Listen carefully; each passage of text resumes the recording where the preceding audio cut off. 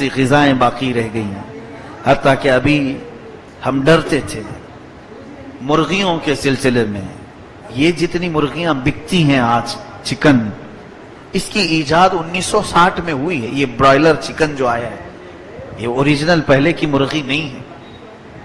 پہلے چکن کھانے کا اتنا رواج نہیں تھا، تو بعد میں جب چکن کا یہ رواج بڑھنے لگا، ریکوائرمنٹ زیادہ ہوئی، تو امریکہ اور یورپ کے چند ممالک نے اس کو ایک ٹرائل سے گزارا کہ چکن زیادہ چاہیے اب قوم کو، ریکوائرمنٹ زیادہ ہیں. تو انہوں نے ترکی کی ایک مرغی اور ایک کچھ مرغی کے اختلاط سے، ان کی مکسنگ سے یہ برائلر چکن تیار کیا، جس کو تیار کرنے کے بعد اس کے بڑھانے کے لیے ظاہر سی بات ہے ہمارے گھر میں جو مرغی پلتی ہے، اب تو شاید کسی کے گھر میں نہیں ہوگی، بہت کم، وہ تو 6 مہینے کے بعد تو تھوڑا دیکھنے کے قابل ہوتی ہے، سال بھر کے بعد کاٹنے کے قابل ہوتی ہے کہ کاٹیں تو کچھ گوشت ملے گا.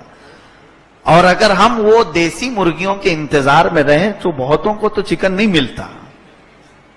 تو یہاں قوم کو چکن سپلائی کرنا تھا، تو ایسی مرغیاں لاؤ مارکیٹ میں کہ بہت جلدی بڑھیں.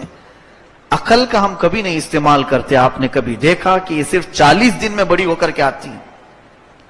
یہ جو مرغی ہماری مارکیٹ میں پہنچتی ہے، یہ انڈے سے نکل کر مارکیٹ میں پہنچنے تک صرف 40 دن کی ہوتی ہے. اور اتنی بڑی نیچرل، کیا یہ چیز ممکن ہو سکتی ہے؟ پاسبل ہے یہ؟ اس کو کیا کیا کر کے بڑھا کیا جاتا ہے. ہمارے ایک ساتھی ہیں، وہ بڑے ریسرچ اسکالر ہیں، بہت اچھے. انہوں نے اپنی تحقیق پیش کی 1960 میں جب یہ برائلر چکن کو لایا گیا تو اس کے کئی مقاصد تھے. انہوں نے جو غذا اس کو کھلانا شروع کیا اس مرغی کو، ایک بات یہ بھی میں بتا دوں، مرغی آپ یہ برائلر چکن خرید کر کے اپنے گھر پہ پالو، 40 دن میں نہیں بڑی ہوگی آپ کے ہاں. اس کے پالنے، اس کی فارمنگ ہوتی ہے، پورے طریقے ہیں. اس کا جو فوڈ ہے، اس کا جو کھانا ہے، وہی آپ کو کھلانا پڑے گا. اس کو جتنی ریکوائرمنٹ ہے اتنے انجیکشن دینے پڑیں گے. وہ ساری فارمنگ سکھائے جاتے ہیں، مرغی فارم والے جانتے ہیں اس کو. اس کو جو غذا دی جانے لگی، وہ کون سی غذا ہے میں آپ کو بتاؤں. یہ جو چکن ہم نے خود کم کر دیا، ہو سکے تو آپ بھی کم کر دیں، اس کا کچھ نعم البدل اختیار کر لو. مجھے اختیار نہیں آپ کے کھانے پینے پر میں روک لگاؤں، لیکن مشورہ ضرور دے سکتا ہوں. آپ کا اختیار ہے، آپ عمل کرنا چاہیں کر سکتے ہیں. ہاں، اس بات کو سمجھ کے چلیں کہ بعد میں جا کر کے آپ نے یہ نہیں کہنا کہ مفتی صاحب نے چکن کو حرام کہہ دیا ہے. حرام میں نہیں کہہ رہا ہوں، آپ کو اس کے مضر اثرات، اس کے نقصان دہ چیزیں بتا رہا ہوں، صرف اس لیے کہ یہ ہمارے خلاف بنائی گئی مرغی ہے، ہمارے خلاف بنائی گئی مرغی ہے. اس کو لایا گیا مارکیٹ میں، اور امریکہ میں اور یورپ میں سب سے زیادہ جس چیز کا گوشت کھایا جاتا ہے وہ غلیظ جانور ہے. پورک کا استعمال وہ زیادہ کرتے ہیں، خنزیر کھاتے ہیں.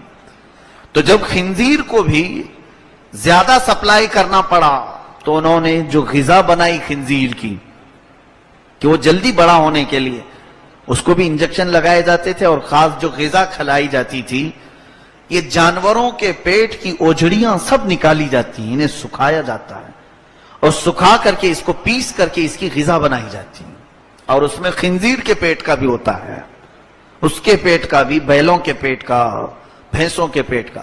وہ غذا جو ہے، یعنی اوجھڑی اور گندگی جتنی ہے، اسے سکھا کر اس میں کچھ کیمیکل بنا کر ملا کر ان جانوروں کو کھلاتے ہیں تو تیزی سے بڑھتے ہیں.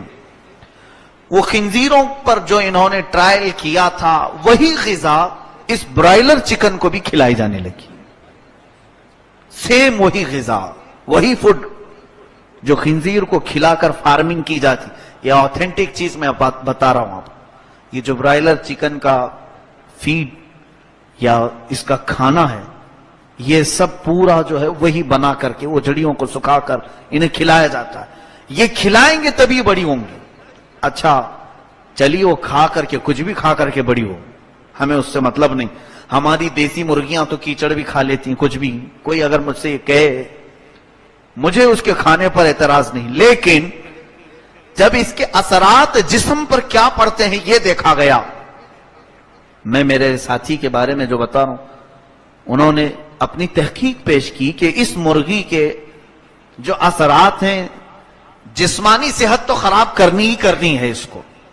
جسم، بہت سارے لوگوں کو جسم پہ آ رہا ہے، ان کے لیے یہ بات ہے کہ ہارٹ، بلڈ پریشر، یہ تمام بیماریاں چکن سے سب سے زیادہ آ سکتی ہیں. یہ برائلر چکن جو 40 دن میں ہمارے گھر میں آئی ہے، اس سے بیماریاں تو ہے ہی ہیں، لیکن جو مجھے لگی بات، ایسی بیماریاں جب پہلی مرتبہ انہوں نے مجھ سے یہ کہا کہ حضرت یہ بہت بیماریاں ہیں، کہا ہم کون سی صحت مند غذا کھا رہے ہیں، ہمارا چاول بھی پاک نہیں آتا، سب بیماریاں کھا رہے ہیں تو یہ ایک بیماری کھا لیں گے کیا؟ کہا نہیں. مجھے ڈر اس وقت لگا جب انہوں نے اس کا دوسرا نیگیٹو اثر کیا بتایا. کہا کہ ہم نے یہ بھی دیکھا کہ اس چکن کے استعمال کرنے سے انسان کے اندر خاص طور پر جو روحانی اثر آتا ہے وہ یہ ہے کہ اس کے اندر شہوتیں بہت زیادہ بڑھتی ہیں، خاص طور پر ہومو سیکسول زیادہ بڑھتا ہے. ہومو سیکسول، ہم جنس پرستی، مرد کا مرد سے خواہش پوری کرنے کی خواہش، عورت کا عورت کے سے، گے اور لیزبین کی کثرت اسی چکن کی بنیاد پر آئی. اس دن سے مجھے ڈر لگنے لگا کہ اگر کہا جاتا کہ بیماریاں ہیں تو ہم تو سنتے ہی آ رہے ہیں کہ اناج میں بیماری، اس میں بیماری، اس میں چکن میں بھی ہوگی اور 2 بیماریاں ساتھ لے لیں گے.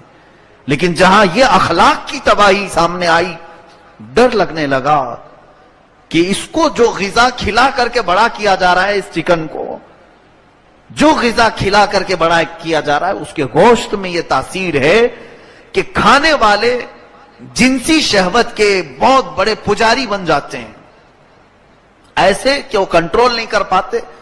اور جنسی خواہش 2 طرح کی ہوتی ہے، ایک نیچرل ہے مرد کا عورت کی خواہش کرنا، اور ایک غیر نیچرل ہے مرد کی خواہش کرے، عورت عورت کی خواہش کرے.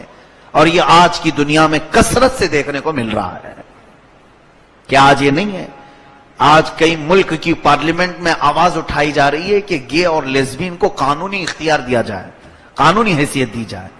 اور ہالینڈ ایک ایسا ملک ہے جہاں اگر لڑکا لڑکے سے شادی کرے تو وہ سٹیزن شپ دے دیتے ہیں، ویزا ایشو کرتے ہیں. ان کو چاہیے یہ سارے خسرے وہاں جا کر کے جمع ہو جائیں. سارے خسرے ہی کہتے ہیں ان کو جو نامرد ہوتے ہیں، ان لوگوں کا ملک بن جائے. میرے عزیزو، یہ کیوں بنائی گئی آج مجھے سمجھ میں آیا. اللہ تعالیٰ نے ان کے مکر اور ان کے دجل اور ان کے فریب سے بچانے کے لیے ہمیں آیت بار بار یہ پڑھائی ہم کو، ورنہ یوں ہی ہر رکعت میں ہی مولا یہ نہیں کہلواتا ہم سے غیر المغضوب علیہم ولا الضالین. اے اللہ ہم کو یہودیوں اور عیسائیوں کے راستے پر نہ چلا. حضرت ابو منصور عبد القاہر بغدادی رضی اللہ تعالیٰ عنہ ایک بزرگ گزرے ہیں، بہت پائے کے بزرگ، غوث پاک رضی اللہ تعالیٰ عنہ کے زمانے کے بزرگ، شیخ عبد القاہر بغدادی. ان کی لکھی ہوئی کتابیں بھی، انہوں نے بہت ساری پیشین گوئیاں کی ہیں. پیشین گوئیاں مطلب بعد میں آنے والے حالات کو، فیوچرز کے بارے میں جو بتایا جاتے ہیں، پریڈیکیشن جس کو کہتے ہیں. تو حضرت عبد القاہر بغدادی رحمت اللہ علیہ نے کچھ پریڈیکیشنز، کچھ ایسی بھی باتیں بتائی ہیں کہ جب 2000ویں سال کی ابتدا ہوگی، یعنی یہی سینچری 2000 سال کی 21ویں صدی شروع ہوگی، یا پھر 19ویں صدی یا 20ویں صدی کا آخری حصہ ہوگا، تو انہوں نے لکھا ہے کتاب میں کہ مسلمانوں میں خنزیر کھانے کا رواج ہو جائے گا. تو شروع میں علماء نے اس کو ریجیکٹ کیا، یہ بات سمجھ میں نہیں آتی، کیوں مسلمان بھلا خنزیر کھائے گا. ابھی پاکستان کے چند علماء نے اس کتاب کو پھر سے دوبارہ سامنے لائے اور کہا کہ حضرت عبد القاہر بغدادی رحمت اللہ علیہ نے جو فرمایا تھا کہ 20ویں صدی کے بعد مسلمانوں میں خنزیر کا رواج آ جائے گا، اگرچہ اوریجنل خنزیر نہیں کھاتے لیکن اس کے پیٹ کی غذا کھا کر بڑی ہوئی چکن جو کھاتے ہیں، شاید اسی کی طرف ان کا اشارہ رہا ہوگا، اسی کی طرف ان کا اشارہ رہا ہوگا. اور ہمارے ایک بزرگ نے بہت پیاری مثال بیان فرمائی، علامہ احمد یار خان نعیمی رحمۃ اللہ علیہ، کہ ان مرغیوں کے کھانے کی وجہ سے جو ہماری آج حالت بنی ہے، کوئی آپ یہ مت سمجھیں کہ پورا میٹر مرغی کے خلاف ہو گیا، کچھ تو بات ہے جو کہہ رہا ہوں، کوئی تو بات ہے۔ مجھے ایسا نہیں ہے کہ میں چکن نہیں کھاتا، میں بھی کھاتا ہوں، اللہ مجھے بھی عمل کی توفیق عطا کرے، آپ کو بھی، جتنا ہو سکے ہم چھوڑ سکیں، جتنا ہو سکے اوائڈ کریں۔ یہ نہیں ہے کہ ایک ساتھ ہم اپنے معاشرے سے نکال دیں، ایسا مشکل ہے، لیکن جب اس کے مضر اثرات ہمارے سامنے آئے، دیکھیے آپ کو ڈاکٹر، اچھا والا جو ڈاکٹر ہے وہ پہلے یہ بتائے گا کوشش کرو کہ دوائی استعمال نہ ہو، پرہیز ہی پہ رہو، ہوتا ہے یہ نہیں؟ زیادہ سے زیادہ کوشش یہ کرو کہ پرہیز کرو دوائی استعمال کرنے سے، بہتر ہے۔ یہی بات میں بھی کہہ رہا ہوں، آپ سے یہی میں گزارش کر رہا ہوں کہ وہ وقت نہ آنے پائے کہ اس کی خراب اثرات ہمارے جسموں پر آئے۔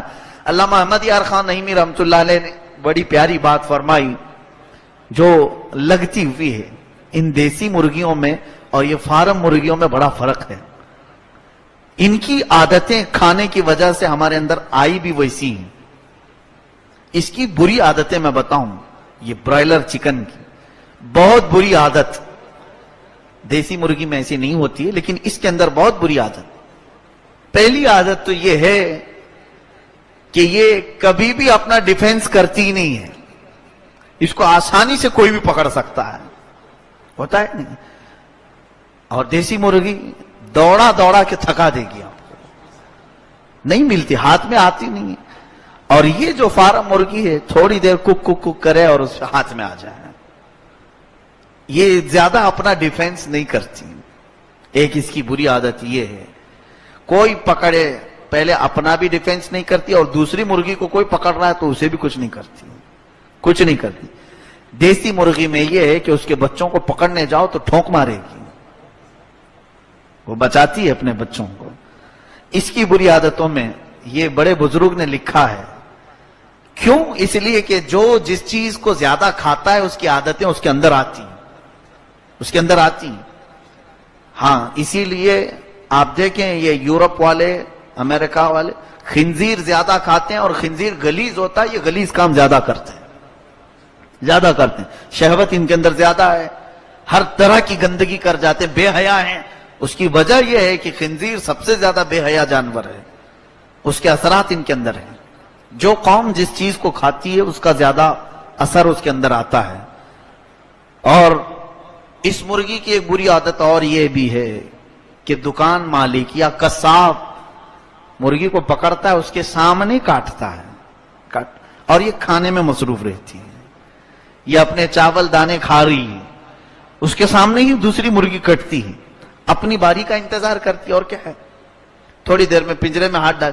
بہت ساری دکانوں پہ تو میں نے دیکھا پنجرے میں بھی نہیں رکھتے، وہ نیچے ہی چھوڑ دیتے ہیں، کہاں بھاگے گی، کہیں نہیں جاتی، وہ سامنے کٹتے ہوئے دیکھتی ہے، وہ کبھی نہیں کچھ کرتی۔ اس مفسر شہیر نے بہت اچھی بات کہی کہ اے مسلمانوں، اسی کی عادتیں ہمارے اندر آج آ گئی ہیں۔ آج ایسا ہو گیا کہ دشمن تمہارے اوپر حملہ آور ہے، تم ڈیفنس کرنا ہی بھول گئے، آج مار کھا رہے ہو سو رہے ہو، مار کھا رہے ہو سو رہے ہو۔ جو ہماری بات تھی ایک ڈیفنس کی، کوئی ہاتھ تو لگائے کسی ہمارے مسلمان کی طرف، ہم پورے کے پورے جاگ جاتے ہیں۔ آج روز ہم سنتے ہیں خبریں، وائرل کیے جانے والے ویڈیو دیکھنے کی بھی ہمت نہیں ہوتی، لیکن ہم دیکھ کر کے سو رہے ہیں یا نہیں؟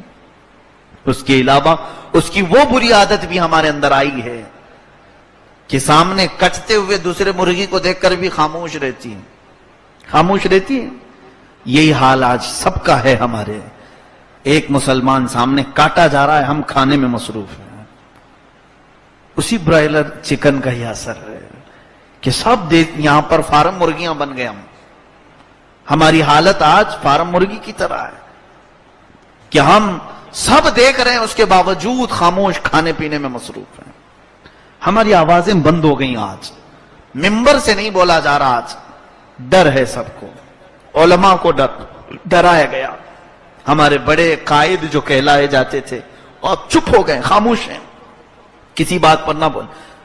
کسی کونے میں کوئی ایک پکارتا ہے, مثال کے طور پر میں ایک فقیر یہاں سے اگر پکاروں تو ہماری حالت وہی ہے, نکار خانے میں طوطے کی آواز کتنی ہے, ہم بڑے بڑے ڈھول بج رہے ہوں, ایک طوطا پکارے تو اس کی آواز کہاں جائے گی. ہماری آج پوزیشن یہ ہے.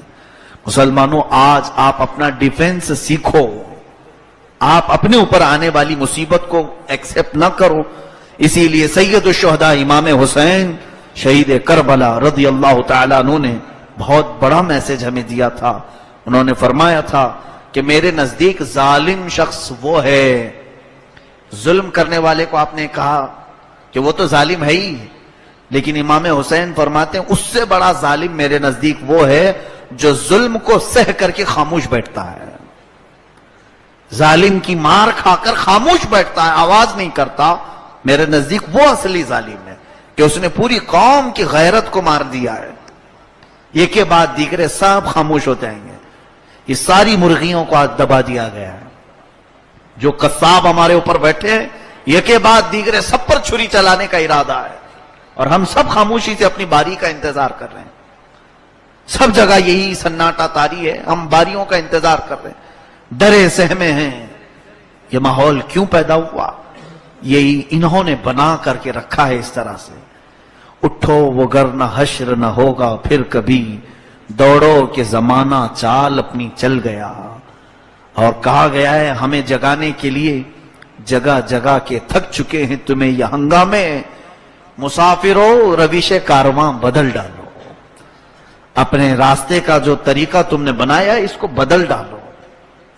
آج میں ان نوجوانوں کو ڈھونڈ رہا ہوں, وہ کہاں چلے گئے جن سے پورا محلہ ڈرتا تھا؟ وہ کہاں غائب ہیں آج؟ کیا ان کی طاقت اپنے آس پاس کے بچوں کو دکھانے کے لیے؟ تمہارا رعب, تمہارا جلال, تمہاری ساری ایکٹیویٹیز کہاں غائب ہو گئی؟ ساری جگہوں پر الحمدللہ مسلمانوں کا ایک رعب تھا, اس کو غائب کیسے کر دیا گیا؟ ڈرا کر, دھمکا کر. تم اتنے جلدی اپنے ڈیفنس کو کیسے بھول گئے؟